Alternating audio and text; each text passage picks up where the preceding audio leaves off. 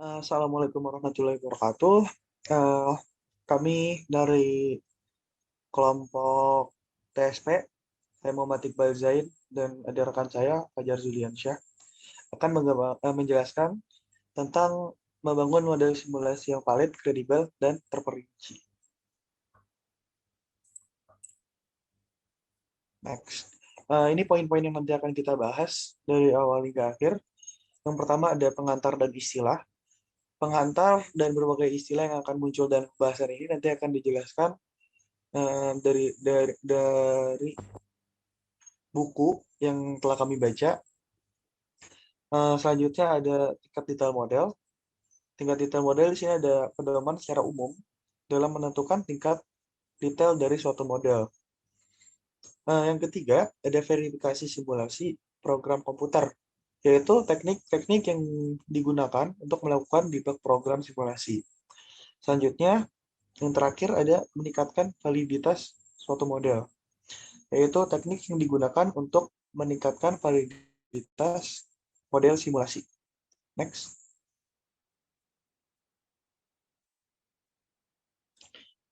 Oke, pendahuluan. Oke, pendahuluan. Di sini pada bab ini kita akan menyajikan pembahasan praktis tentang bagaimana membangun model yang valid dan kredibel. Kita juga akan menjelaskan pedoman tentang cara menentukan tingkat detail untuk model sistem yang kompleks, juga masalah kritis dan menantang yang nanti akan dihadapi. Next. Oke, pada bagian pertama, pengantar dan istilah. Sini pengantar berbagai istilah yang harus ketahui. Di sini ada istilah-istilah penting. Yang pertama ada verifikasi, dan selanjutnya nanti ada validasi. Ini adalah dua hal yang berbeda. Verifikasi sendiri berkaitan dengan menentukan apakah assumption dokumen atau dokumen asumsi yang dibuat telah diterjemahkan dengan benar dalam program komputer. Dilakukan dengan cara mendebug program komputer simulasi. Selanjutnya ada validasi. Validasi adalah proses untuk menentukan apakah model simulasi merupakan representasi yang akurat dari sistem untuk tujuan tertentu dalam sebuah studi. Gitu. Jadi di sini validasi intinya apakah model ini yang kita buat itu representasi yang benar dan sesuai gitu dari sistem aslinya. Next. Oke. Di sini ada perspektif umum validasi. Di sini secara konseptual, jika sebuah simulasi model dikatakan valid, model tersebut dapat digunakan untuk membuat keputusan tentang sistem yang serupa dengan yang akan dibuat jika memungkinkan dan hemat biaya untuk bereksperimen dengan sistem itu sendiri. Jadi ketika kita sudah membuat model dan model itu dikatakan valid, nah model ini bisa dijadikan referensi uh, atau bahkan bisa digunakan untuk model lainnya yang bisa sistem lainnya yang bisa dikatakan serupa gitu. Kenapa kita menggunakan model yang udah valid ini? Kenapa nggak buat dari awal? Karena memperhitungkan sisi ekonomi gitu. Karena kalau udah buat model yang udah ada atau dijadikan referensi, itu akan menghemat biaya untuk bereksperimen. Selanjutnya ada kemudahan ataupun kesulitan dari proses validasi tergantung dari kompleksitas dari sistem yang dimodelkan dan apakah versi sistem saat ini itu ada. Jadi versi sistem saat ini itu maksudnya apakah sistem yang saat ini kita berjalan di atasnya itu mendukung gitu untuk menjalankan sistem yang kompleks yang akan dibuat ini gitu. Selanjutnya ada model simulasi dari sebuah sistem komputer yang kompleks hanya merupakan perkiraan dari sistem aslinya. Tidak peduli berapa banyak usaha yang dilakukan untuk membuat model tersebut. Tidak peduli juga entah berapa banyak programmer yang mengcoding model tersebut gitu. Kita tidak bisa membuat suatu model itu sama persis dengan sistem aslinya karena nanti kalau di sistem aslinya akan ada beberapa perbedaan gitu dan itu juga nggak bisa diekspektasikan oleh model yang kita buat. Selanjutnya ada model simulasi harus selalu dikembangkan untuk tujuan tertentu gitu. Jadi kita harus membangun sebuah model itu tuh harus tahu dulu tujuan untuk membangun model itu untuk apa. Entah itu memodelkan suatu antrian, entah itu memodelkan eh, suatu sistem tiketing, dan lain sebagainya. Selanjutnya ada pengukuran kinerja yang digunakan untuk memvalidasi model harus mencakup alat ukur yang digunakan oleh pembuat keputusan untuk mengevaluasi desain sistem. Jadi di sini jika kita membuat program gitu, kita harus menyiapkan kayak variabel-variabel yang nanti bisa digunakan sebagai alat ukur dan tolak ukur gitu. Untuk jadi si desain sistem yang kita buat itu bisa dievaluasi oleh pembuat keputusan. Jadi bisa pengecekan gitu secara berkala. Selanjutnya ada validasi, bukanlah suatu yang harus dicoba setelah model simulasi telah dikembangkan. Jadi bisa dikatakan validasi ini kayak sunnah gitu. Dan ini dijalankan jika punya waktu dan uang yang tersisa. Selanjutnya, setiap kali model simulasi sedang dipertimbangkan untuk aplikasi baru, tadi kan dikatakan gitu pada poin pertama, itu boleh gitu dikembangkan dari model yang udah valid kalau emang kita buat model yang serupa. Nah, itu validitasnya harus diperiksa ulang karena mungkin ada beberapa faktor yang berbeda atau variabel-variabel berbeda yang harus diperhitungkan dan tidak sama persis dengan model yang sebelumnya. Next. Oke, di sini ada catatan gitu untuk kredibilitas atau credibility. Yang pertama, model simulasi dan hasilnya memiliki kredibilitas jika manajer dan personel proyek utama lainnya menerimanya sebagai benar. Jadi di sini nggak bisa satu orang atau dua orang doang yang menyatakan itu benar dan yang lainnya nyatakan salah. Jadi di sini bisa dikatakan kredibel gitu jika semuanya setuju bahwa itu tuh udah benar gitu model simulasinya. Selanjutnya itu nomor 2, model yang kredibel belum tentu valid. Begitu juga model yang valid itu belum tentu kredibel. Jadi di sini menjelaskan bahwa nggak apa ya ketidakterkaitan antara kevalidan suatu model dan kredibelnya suatu model gitu. Habis itu model yang dapat dipercaya atau kredibel itu tidak benar-benar digunakan sebagai bantuan dalam membuat keputusan. Selanjutnya ada hal-hal yang membantu membangun kredibilitas model. Di sini ada pemahaman manajer dan persetujuan dengan asumsi model. Jadi di sini harus manajernya harus paham dulu konsep dari model yang dibuat dan harus disetujui gitu oleh manajernya, uh, harus menyetujui asumsi model yang dibuat. Selanjutnya, mendemonstrasikan bahwa model telah divalidasi dan diverifikasi. Jadi setelah dibuat validasi dan verifikasinya, itu harus didemonstrasikan. Selanjutnya, ada kepemilikan dan keterlibatan manajer dengan proyek. Selanjutnya, reputasi pengembang model. Habis itu harus dikemas juga dengan animasi yang menarik, sehingga apa yang kita tampilkan itu dapat menarik perhatian si pendengarnya gitu. Kalau kita buatnya udah bagus, tapi kalau kurang menarik, takutnya malah dianggap sebelah mata gitu. Jadi faktor-faktor minor seperti ini harus diperhatikan juga. Next. Oke, di sini saya akan menjelaskan juga tentang waktu dan hubungan validasi, verifikasi, dan membangun kredibilitas. Oke, di kanan di situ ada gambar lembar klik 1. Di situ penjelasannya persegi panjang menunjukkan keadaan model atau state dari suatu model. Habis itu panah horizontal sesuai dengan tindakan yang diperlakukan untuk pindah dari suatu state ke state lainnya. Oke, selanjutnya ada panah putus-putus melengkung di atas. Itu menunjukkan konsep utama yang menonjol yang digunakan. Oke, di sini ada sistem. Dari sistem, itu nanti akan berpindah ke assumption dokumen gitu. Untuk berpindah dari sistem ke assumption dokumen, itu dibutuhkan analisis dan data. Gitu. Dan konsep utama yang diusung di sini adalah validasi dan membangun kredibilitas. Gitu. Selanjutnya dari assumption dokumen yang tadi sudah dianalisis dan data yang diperoleh akan diperoleh assumption dokumen. Yang assumption dokumen ini kita membuat simulation programnya dengan melakukan programming. Dan tahapan ini juga mengusung konsep verifikasi gitu. Selanjutnya, ketika program sudah dibuat, simulation program itu sudah dibuat, kita harus membuat model runs-nya gitu untuk ngecek apakah simulasi program ini tuh bisa dikatakan benar gitu. Dan ini konsep yang diusung adalah validasi.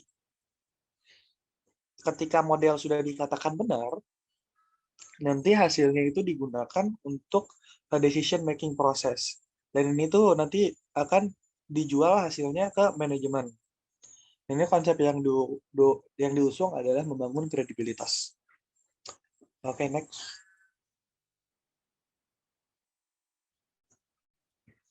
Oke, di sini untuk agar kita lebih tahu tentang validasi dan output analisis gitu. Di sini kita harus ada beberapa variabel di sini. Misalnya variabel rata-rata yang berhubungan dengan simulasi model di situ dilambangkan dengan mu m. Habis itu ada simulation, kita akan melakukan simulation run. Nanti kita akan mendapatkan uh, mu m yang ada panahnya gitu di atas gitu dari mu m yang sebelumnya. Dan kita bisa menentukan error dari mu m yang tadi itu dengan rumus seperti di bawah ini. Jadi intinya dari rumus yang ada gitu, dari rumus ini kita bisa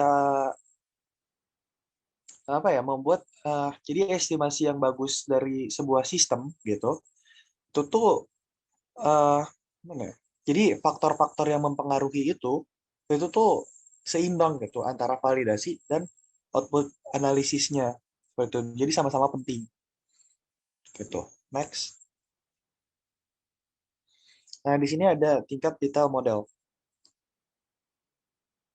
Next. Oke. Pedoman penentuan tingkat rincian model.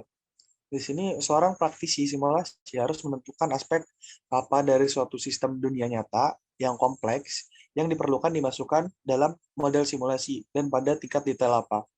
Dan aspek apa yang dapat diabaikan dengan aman. Jadi seorang praktisi simulasi gitu itu harus menentukan bahwa misalnya di dunia nyata itu ada aspek-aspek banyak aspek. Nah itu kita harus memilih aspek-aspek yang mempunyai pengaruh yang signifikan untuk dimasukkan ke dalam model simulasi ini. Dan aspek-aspek yang tidak berpengaruh penting, berpengaruh minor bahkan tidak berpengaruh sama sekali itu bisa diabaikan gitu. Untuk meminimalisir si modelnya biar bekerjanya tuh nggak begitu berat. Apalagi nanti kalau membuat model yang kompleks, itu bakalan berpengaruh besar kalau setiap variabel dimasukkan itu bakalan kurang bagus si modelnya. Next. Di sini ada general guideline atau tuntunannya lah. Yang pertama adalah spesifik. Di sini tentukan dengan cermat masalah spesifik apa yang akan diinvestigasi oleh studi. Ukuran kinerja yang akan digunakan dan ukuran kinerja yang akan digunakan untuk dievaluasi. Jadi kita harus menentukan masalah apa aja, itu harus ditentukan dengan spesifik yang nanti akan diinvestigasi lebih lanjut. Selanjutnya ada entitas. Entitas yang bergerak melalui model simulasi tidak selalu harus sama dengan entitas yang bergerak melalui sistem yang sesuai. Jadi bisa dikatakan tidak nggak harus sama gitu. Si entitas yang melalui model simulasi itu nggak harus sama dengan sistem yang sesuai. Oke. Selanjutnya menggunakan SME atau Subject Matter Expert dan analisis sensitivitas untuk membantu menentukan tingkat detail model. Jadi kita harus menggunakan eh, profesional untuk membantu menganalisis gitu si modelnya. Kenapa kita harus membutuhkan si SME dan analisis sensitivitas ini agar model yang kita buat itu baik gitu, kredibel dan berkualitas. Jadi nggak asal-asal. Dan itu tuh setidaknya bisa merepresentasikan keadaan aslinya. Selanjutnya ada meminimalisir model. Kesalahan yang sering dibuat oleh pemodel pemula adalah masukkan terlalu banyak detail model. Nah, di sini harus dicek lagi detail-detail apa saja yang perlu dimasukkan. Dan kalau bisa, detail yang dimasukkan, detail yang mempunyai pengaruh yang signifikan terhadap model tersebut. Next. Oke, selanjutnya adalah detail yang secukupnya gitu. Karena tadi keboleh banyak-banyak detailnya dalam sebuah model, jadi kita harus membuat model itu memiliki detail yang cukup agar dapat dipercaya gitu. Jadi detailnya nggak boleh kurang juga gitu. Jadi detailnya cukup untuk merepresentasikan si model tersebut. Selanjutnya ada detail yang konsisten. Jadi tingkat detail model harus konsisten dengan jenis data yang tersedia. Selanjutnya ada waktu dan uang. Dalam hampir semua studi simulasi, kendala waktu dan uang merupakan faktor yang utama dalam menentukan jumlah detail model. Jadi di sini harus diperhatikan juga waktu dan uangnya gitu. Itu adalah faktor yang penting. Jangan sampai model ini nggak bisa dibuat karena kendala waktu dan uang. Selanjutnya ada faktor yang signifikan. Jadi jika jumlah faktor atau aspek minat untuk studi besar, jadi jika faktornya banyak, gitu, maka kita bisa menggunakan model simulasi kasar atau model analitik untuk mengidentifikasi faktor apa saja yang berdampak signifikan pada kinerja sistem. Next. Yang ketiga ada verifikasi simulasi program komputer. Baiklah, di sini saya akan menjelaskan mengenai verifikasi simulasi program komputer, di mana di sini ada beberapa teknik dalam melakukan debug program pensimulasian. Nah, di sini yang pertama, dalam mengembangkan model simulasi, programmer itu menulis dan mendebug program komputer itu dalam modul atau subprogram. Jadi, untuk apa melakukan ini? Yaitu untuk memudahkan proses maintenance nanti ketika ingin melakukan debug program, sehingga mudah untuk melihat struktur program yang ditulis. Lalu yang kedua, yaitu dalam mengembangkan model simulasi yang besar, sebaiknya lebih dari satu orang yang meninjau program komputer yang sudah jadi. Karena penulis subprogram tertentu bisa saja mempunyai kesalahan yang belum terdeteksi. Jadi penulis program untuk suatu fitur tertentu bisa saja melakukan kesalahan yang dia tidak sadari, sehingga kita butuh orang lain untuk meninjau program-program komputer yang sudah program simulasi komputer yang sudah jadi. Contohnya adalah pengadaan walkthrough terstruktur atau pertemuan yang dilakukan untuk memastikan poin demi poin biasanya setiap minggu atau setiap beberapa hari. Lalu yang ketiga ada jalankan simulasinya dengan berbagai peraturan parameter, masukkan dan periksa apakah keluarannya sudah sesuai tujuan. Jadi kita di sini melakukan test case terhadap program simulasi yang sudah kita buat dengan berbagai test case yang mungkin saja tidak sesuai dengan tujuan dari simulasi. Selanjutnya yaitu untuk simulasi diskrit, teknik yang paling ampuh yaitu trace. Dengan teknik ini, status sistem atau system state itu berupa variabel yang akan dicatat setiap iterasi dengan membandingkan jika dilakukan secara manual. Jadi nanti dilakukan secara manual terlebih dahulu, lalu kita bandingkan dengan program simulasi kita apakah hasilnya itu sesuai dengan jika kita melakukannya secara manual. Jadi untuk menghindari apa? Untuk menghindari ketidaksesuaian dengan asumsi dokumen yang sudah dibuat. Lalu yang selanjutnya itu menyederhanakan asumsi untuk karakteristik yang sudah diketahui secara jelas dapat mempermudah perhitungan. Jadi di sini kita menyederhanakan asumsi-asumsi yang sudah dibuat sesuai dengan karakteristik yang berpengaruh yang paling berpengaruh atau signifikan, sehingga kita dapat melakukan perhitungan atau pembuatan atau penulisan program dengan lebih mudah. Selanjutnya, untuk beberapa jenis model simulasi, keluarannya dapat ditampilkan dengan animasi untuk mempermudah proses mengamati keluaran dari simulasi.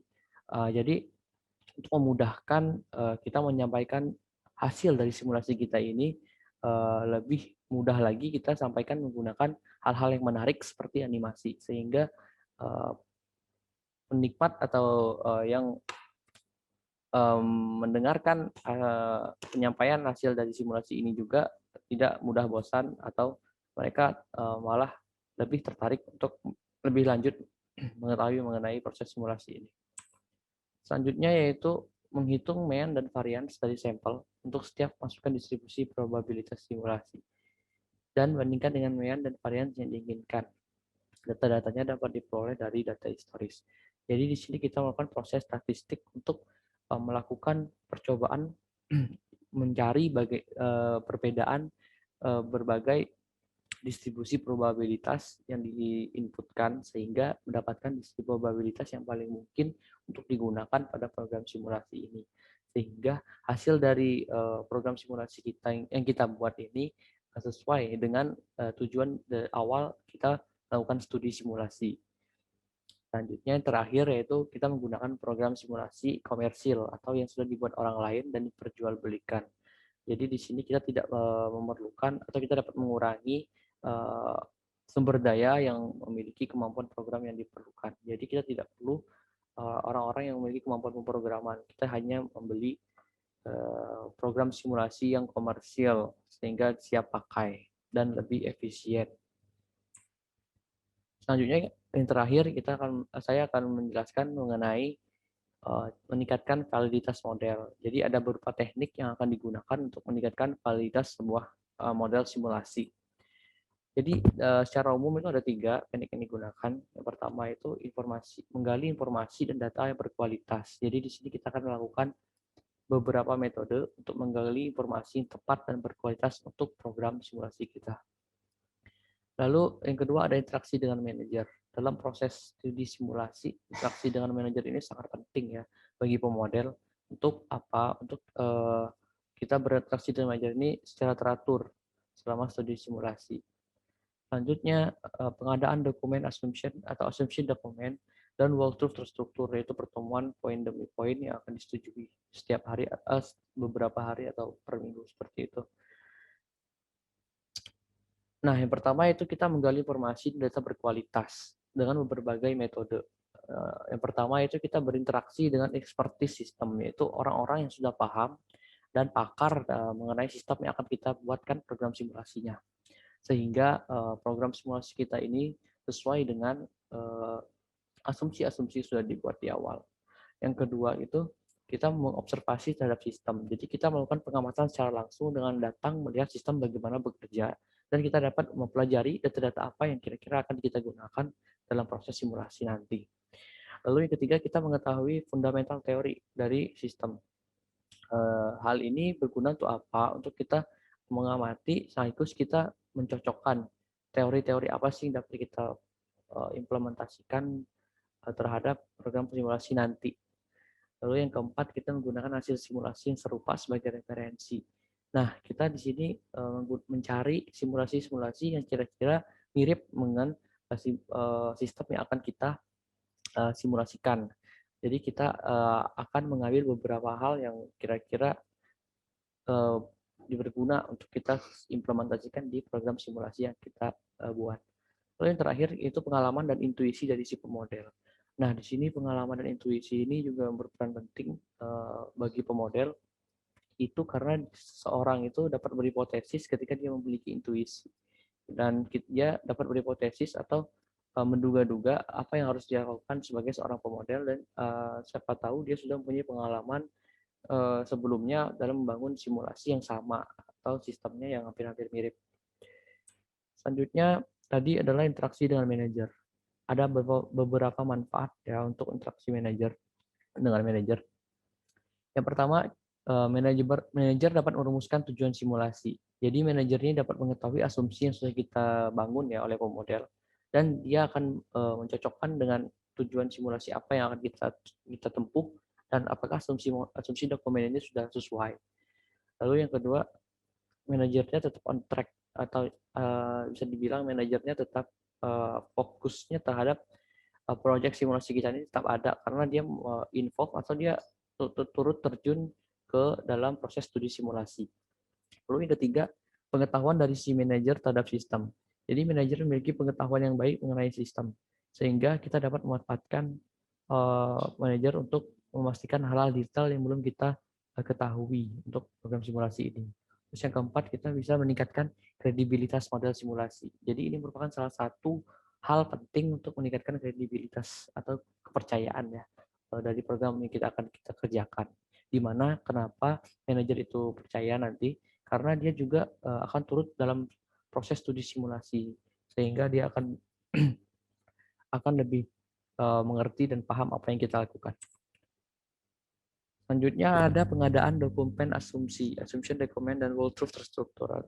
Jadi dokumen assumption ini merupakan dokumen yang berisi tentang asumsi-asumsi pemodel di awal untuk yang digunakan dalam membangun sebuah program simulasi. Dan kalau world truth terstruktur ini adalah bagaimana ada pertemuan-pertemuan terstruktur yang sudah dijadwalkan setiap minggu ataupun setiap beberapa hari untuk memastikan fitur-fitur atau poin demi poin yang sudah dikerjakan sehingga tidak ada yang terlewatkan atau ada fitur-fitur yang kurang. Lalu yang pertama itu alasannya kenapa ada hal tadi, yaitu yang pertama sebuah model yang tidak valid itu biasanya dikarenakan kesalahan komunikasi. Jadi kita dapat menggunakan dokumen asumsi atau sistem dokumen ini untuk memastikan atau mencocokkan bagaimana apa yang kita buat dan apa yang kita rencanakan itu apakah sesuai. Sehingga semua yang kita rencanakan itu merupakan hal-hal yang sudah akan kita buat. Yang kedua ini dokumen asumsinya sendiri yang akan memuat cukup detail sehingga menjadi cetak biru atau blueprint ya untuk pembuatan program simulasi komputer ini. Lalu yang ketiga, informasi yang tidak terkonfirmasi dengan baik. Pemberi asumsi sibuk menangani masalah sehari-hari yang terjadi dalam organisasi mereka. Artinya mereka bisa saja memberikan sesuatu yang kurang lengkap terhadap dokumen asumsi yang kita buat.